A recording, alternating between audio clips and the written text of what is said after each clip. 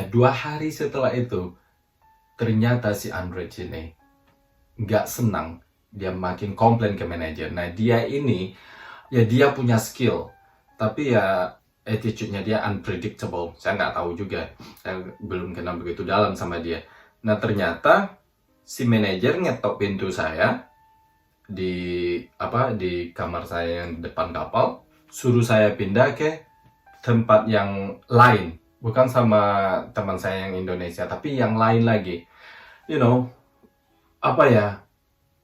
Saya pertama staff baru, terus berhadapan dengan bule ini, yang saya nggak tahu ya, nggak ada jawaban, ya harus nurut, nggak ada pilihan. Jadi ternyata si Android ini yang kerjanya siang menempati kamar saya yang di depan, yang benar-benar dari perusahaan diuntukkan untuk saya sebenarnya, orang yang bekerja di reception yang tengah malam. Tapi ya, apa namanya itu, tidak akan bisa komplain sama sekali. Setelah itu ada lagi anak baru, saya dipindahkan lagi. Jadi saya itu kayak nomaden gitu loh. Tempat saya selama di kapal sampai saya selesai itu nggak ada. Terus saya pindah ke kamar tamu, yang maksudnya kamar buat tamu itu bagus. Cuma nggak netap juga, tergantung kalau tamunya banyak, penuh, saya pindah lagi, dicari lagi tempat. Akhirnya saya terbiasa kayak gitu. Apa ya? I don't know how to say. Is nggak jelek sih, nggak sedih sih. Cuman memang apa ya? Saya tuh nggak punya power aja. Itu aja deh. Kita itu dibikin sesukanya dia aja. Nah, saya kesalnya nih sama si Android ini, padahal kita udah mulai ini. Dia juga orangnya egois. Ternyata dia, pokoknya dia senang itu aja, yang lain nggak usah dipikirkan. Anyway, seiring waktu berlalu, saya udah mulai kenal sama orang Indonesia, udah mulai chat chit-chat. Kadang-kadang kan di kapal itu ada hari liburnya, kalau nggak ada tamu, ya kan? Ada pembersihan kapal yang ambil pasokan stok dari luar. Dan ternyata di kapal ini juga kita itu kayaknya kerja 24 jam. Jadi walaupun kita sedang tidur, apapun yang terjadi di kapal itu kita dibangunin. Terserah. Pokoknya apapun itu. Jadi siap-siap aja. Mau ngapain disuruh harus gitu.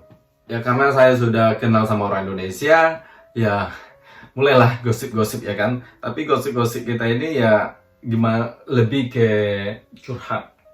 Gimana perasaan selama kerja di kapal, dan saya juga pengen tahu. Mereka sih bilang perlakuan orang di sana, orang di kapal, dari manapun mereka, itu benar-benar diskriminasi sekali. Ya saya udah lihat, sangat-sangat terbukti sih, memang benar. Nah, ada suatu kejadian, untungnya saya tinggal di kamar tamu waktu itu tuh. Jadi di kamar ruangan staff, kamar staff kan banyak ya, di belakang itu toilet, BO-nya nggak disiram sama siapa, tidak ada yang tahu. Tapi staff yang bukan orang Indonesia itu langsung menuduh orang Indonesia. Dia bilang orang Indonesia kotor, itu pasti orang Indonesia, dan lapor ke manajer. Mereka komplain kalau orang Indonesia BO tidak disiram. Saya sih dapat kabar itu dari salah satu teman yang dari Indonesia. Tahu nggak, katanya ada yang komplain dan mereka langsung tuduh orang Indonesia katanya. Dan kebetulan pasti bukan saya, karena saya bukan kamar saya bukan di area sana. Udah kayak gimana ya, orang Indonesia kayaknya udah mau coba, kalau di Indonesia mungkin besoknya nyawanya hilang tuh bule, ya kan. Tapi nggak ada pembuktian, manajer setuju. Buset, mayoritas baik staff dari Belanda yang manajemen itu setuju ya, orang Indonesia itu katanya. Saya nggak tahu kenapa. Oh god, susah banget diungkapkan, you know. Jadi tegang banget antara orang Indonesia sama orang bule di sana. Kita itu benar-benar tidak dianggap sama mereka. Kita itu benar-benar bawah banget. Kayak pengemis bagi mereka. Hey, tapi gaji mereka nggak ada bedanya dengan kita loh dari perusahaan. Terus skill mereka nggak ada beda, kehidupan mereka di negara mereka juga nggak ada beda. Tapi entah kenapa, mungkin karena mereka mikir kita, orang Indonesia atau orang Asia. Padahal di momen-momen tertentu seperti ada pergelaran itu Mbak Kade itu memberikan suatu tarian Bali, kita yang jauh lebih berkreasi, kita yang jauh lebih tekun di sana. Ya seperti saya bilang dari awal bahwa makanya itu orang perusahaan mengambil orang Indonesia. Mungkin juga cemburunya mereka di situ juga, karena semakin lama teman mereka dikurangkan. Kenapa? Karena mereka malam-malam pesta, mabuk, bikin berisik. Dan waktu itu kita punya chef orang Belanda. Wow, dia udah ngerasa kayak kapten aja di sana. Pokoknya dia tuh temannya manajer, temannya kapten. Kesombongannya minta ampun.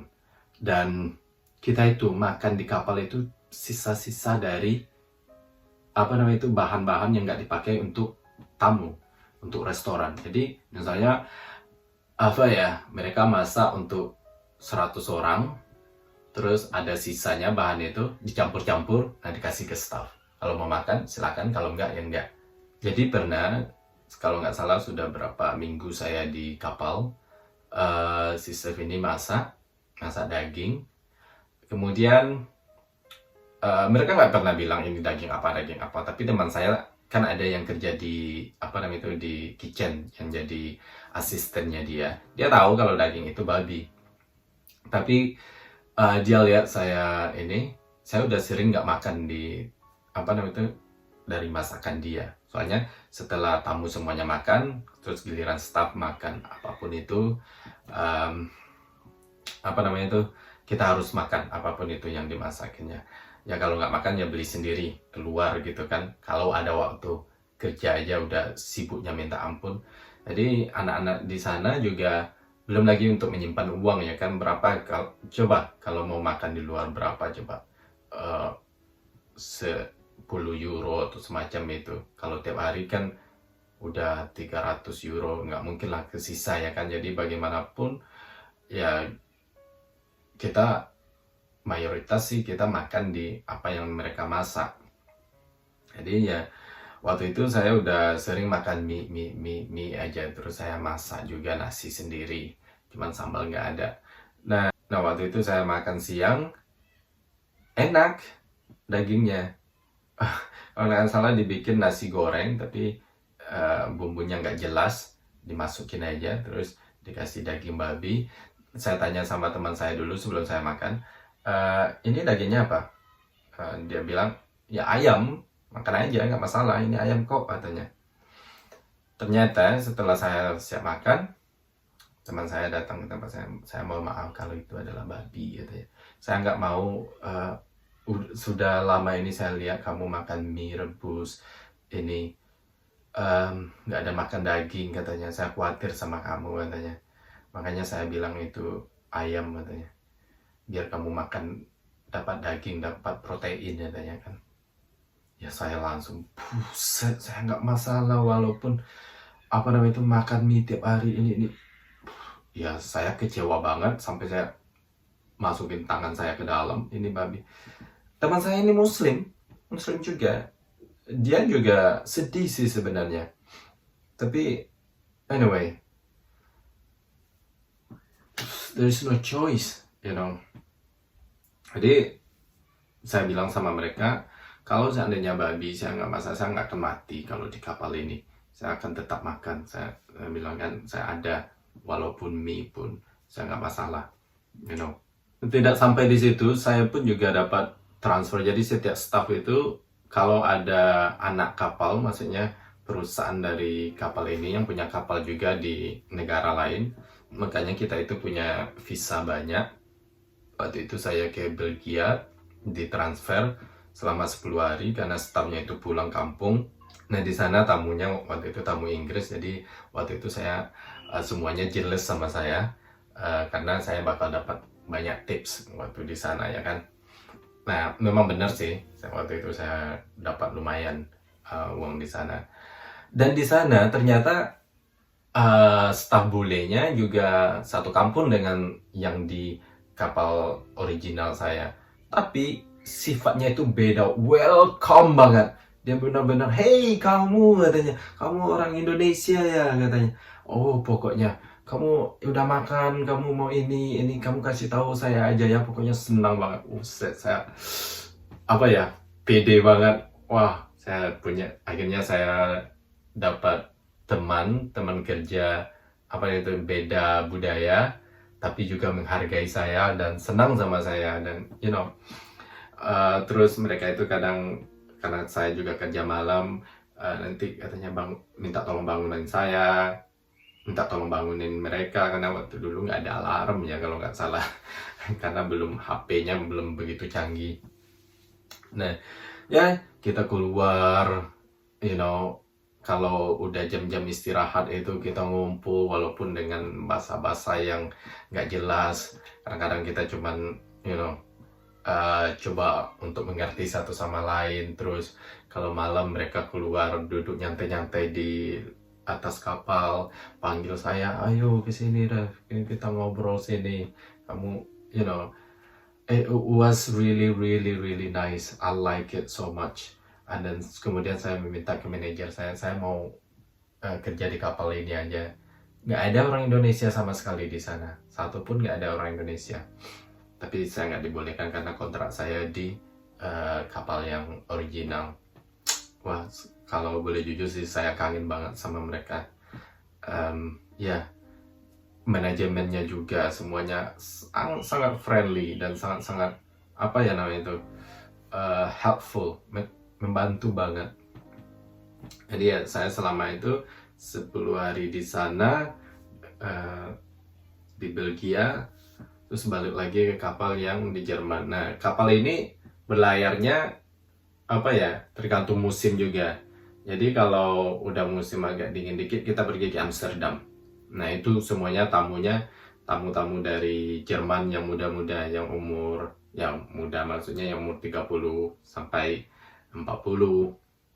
Karena biasanya tamu yang permanen itu umurnya yang udah di atas umur 60. Jadi orang-orang Inggris, orang-orang Eropa ini misalnya yang punya ibu, orang tua, dan mereka tinggal sama mereka sehari-hari, tapi mereka berkeluarga, dan di saat mereka pergi holiday misalnya ke Asia atau ke Thailand, jadi orang tuanya kan nggak mungkin tinggal sendiri di rumah. Nah, dengan adanya kapal kapal hotel di Eropa ini, mereka mengantarkan ke sana selama 2 minggu untuk holiday. Jadi kita lah staffnya yang ibaratnya apa ya, kayak perawatnya itu ya kan, tapi dengan nama kapal tamu. Jadi kita harus menghargai juga. Jadi bagi anak-anak housekeeping itu, BO di dinding juga pernah dilap sama mereka. Pokoknya namanya orang tua ya kan, kayak apa namanya itu, yang nenek-nenek itu kan yang nggak bisa jalan. Karena waktu saya lagi kerja jam 10 malam, karena di reception itu ada kaca di depan. Jadi kalau kita lihat kaca itu, kita bisa lihat dari koridornya di belakang ya kan, panjang lumayan, kayak berapa kamar ya, ada 20 kamar satu deretan. Jadi saya bisa lihat kalau ada apa-apa. Terus saya ngantuk malam kayak ini, pas bangun, pas melek, lihat ke kaca, ada orang tua yang rambutnya geribo putih kayak itu, gua kabur. Pada itu saya kira itu hantu, buset, bule nenek-nenek kayak gini jalan, buset, udah tuh baru abis itu saya sadar, buset ini tamu yang nomor sekian. Jadi saya panggil teman lain untuk membantu si nenek ini, dia mau ngapain. Mereka kebanyakan udah pikun gitu kan. Nah itu rutinitas kita tiap hari. Tapi kadang ada yang anak-anak muda ini, kalau orang Jerman itu yang umur 30, 40 atau 45 itu kayak puber kedua. Jadi mereka single, mereka pergi holiday dengan kapal kita ini ke Amsterdam gitu kan. Nah di dalam kapal ini yang cewek yang udah apa namanya itu juga single mungkin, nggak tahu, pokoknya apa ya, ini orang-orang mempunyai life yang berbeda-beda banget. Intinya mereka ini nggak happy dengan kehidupan mereka, jadi mereka holiday ke sini mudah-mudahan ketemu orang gitu kan, ataupun cuman buat fun. Jadi kalau udah yang muda-muda ini di kapal, udah deh setiap pojok zina-zina, aduh, apa ya, sekali-sekali sih enak lihatnya, tapi tiap malam itu buset, ya kita udah cuek aja, yang penting kita kerja aja. Karena saya di resepsi kan ada CCTV, itu aja di layar, waduh, kayak kayak ginilah kerja saya. Itu untungnya cuma sekali dalam setahun. Nah kemudian kalau udah winter, eh, kita semuanya bersih-bersihin kapal karena kita parkir ya kan. Jadi tamu jarang juga. Nah kapal ini berfungsilah seperti hotel. Jadi ada tamu yang booking, terus datang siang, terus mungkin mereka tinggal 2 hari, holiday 3 hari, ya sama lah kayak hotel kalau ada exhibition semacam itu kan. Jadi tamu-tamunya dari negara-negara lain atau daerah lain datang untuk 2 hari untuk exhibition itu, atau 3 hari, atau sekedar holiday aja. Jadi nggak terlalu rame tiap harinya, jadi nggak terlalu sibuk, sebagian staff libur, terus karena cuaca tadi itu ya, bersih-bersih kapal semuanya, pokoknya dipoles semuanya kan, agar setelah winter selesai kita siap lagi untuk terima tamunya. Nah karena winter pertama saya, jadi saya berharap mudah-mudahan ada salju, jadi kita pantau terus kapan sih saljunya. Ada sebagian staff juga sama pertama kali winter di sana, jadi bilang sama saya, "Hey, kamu nanti kalau ada salju bangunin saya," katanya. Saya mau lihat salju pertama kali. Kalau nggak salah pas malam itu diprediksi ada salju akan turun jam 1 malam. Jadi saya udah lihat, buset.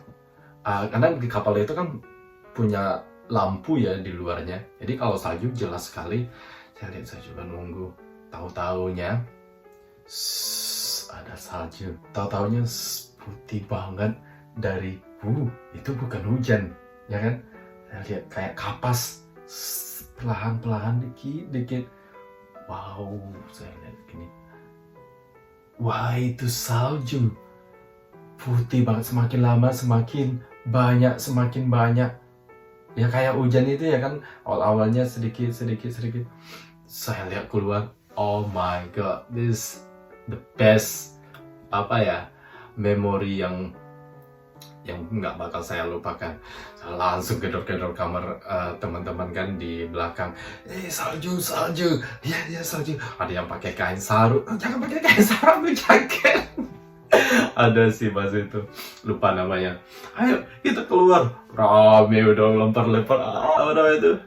It's joy, it's the most happiness for us. Salju pertama kita lupa akan apa ya, akan kehidupan yang hidup di kapal gitu.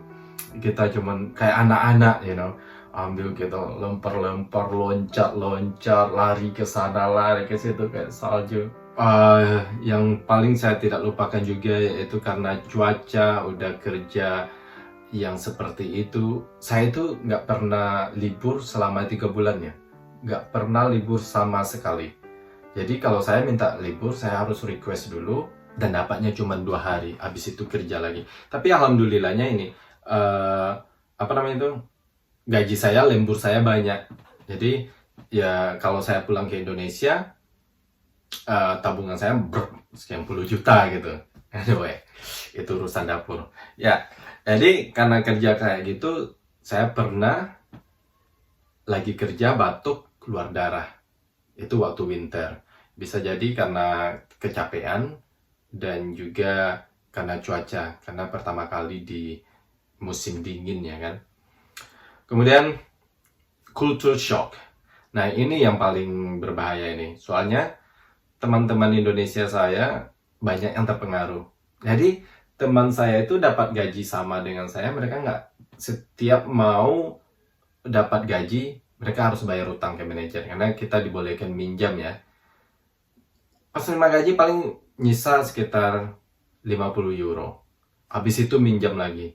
Ternyata saya lihat mereka kan sering ngajak saya keluar, apalagi kalau sudah di Amsterdam, mereka pergi ke tempat-tempat yang tahulah sendiri, prostitut, pelacuran, bayar sekian, semakin lama mereka semakin kecanduan, bayar sekian 100 euro, semacam itu. Ya, tapi tidak semuanya, tapi lumayan banyak sih. Ada salah satu candu banget. Jadi, kalau saya sih nggak pernah, sekalipun saya nggak pernah. Jadi, alhamdulillah, saya punya target. Saya nggak akan kerja di kapal ini. Ya, mereka udah ada yang 5 tahun. Ya, kenapa enggak ya? Karena mereka kerja seperti itu, nggak ngumpulin uang, nggak ada tabungan, ya nyampe bertahun-tahun. Tapi kalau saya, waktu itu target cuma 2 tahun, harus kumpulin uang. Kalau saya pas masa gajian itu, ya alhamdulillah semuanya, kalau nggak ke Indonesia, saya tabung. Jadi saya kirim ke Indonesia untuk orang tua, dan saya tabung untuk saya. Karena mimpi saya itu bukan kerja di kapal. Mimpi saya itu adalah ingin kuliah. Karena di keluarga saya tidak ada satu orang pun yang kuliah. Makanya itu saya tetap berpikir dan mimpi itu tidak akan pernah saya hentikan. Dan mimpi itu akan saya gapai. Itulah tekad saya. Jadi saya waktu di kapal itu juga mempelajari bagaimana saya bisa untuk kuliah. Apakah dimanapun waktu itu. Jadi saya untuk menggapai itu saya harus punya uang saat ini. Inilah kesempatan, inilah step pertama yang harus saya lakukan, yaitu kumpul uang, kerja uang. Dan saya yakin dengan kerja keras ini nanti punya hasil dan saya bisa menggapai cita-cita saya. Jadi intinya memang saya oriented sama uang, bukan berarti saya uang untuk untuk kaya enggak, tapi untuk cita-cita saya yang aslinya, yang original. Raffi Satria.